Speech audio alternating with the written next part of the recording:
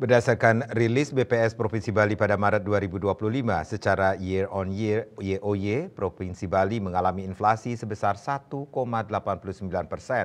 Inflasi tertinggi tercatat di Kota Denpasar sebesar 2,53% YoY.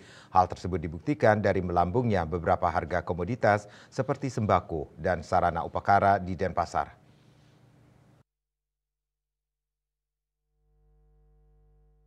Perkembangan harga berbagai komoditas pada Maret 2025 di Provinsi Bali yang diwakili oleh Kota Denpasar, Singaraja, Kabupaten Badung, dan Kabupaten Tabanan secara tahunan menunjukkan adanya kenaikan. Berdasarkan hasil pemantauan BPS Provinsi Bali di 4 kabupaten kota tersebut, pada Maret 2025, inflasi Provinsi Bali meningkat sebesar 1,89% YoY.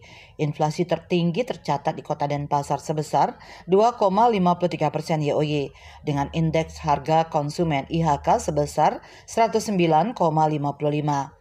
Dan inflasi terendah tercatat di Kota Singaraja sebesar 1,09% YoY, dengan IHK sebesar 108,08.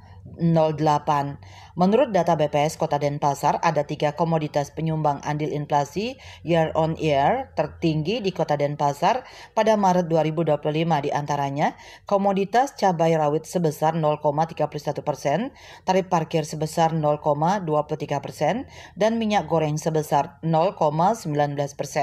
Kedepan beberapa risiko yang perlu diwaspadai antara lain peningkatan permintaan barang dan jasa serta canang sari pada rangkaian HBKN Galungan, serta kenaikan harga daging dan telur ayam ras di tengah peningkatan harga jagung di tingkat global sebagai bahan baku pakan ternak.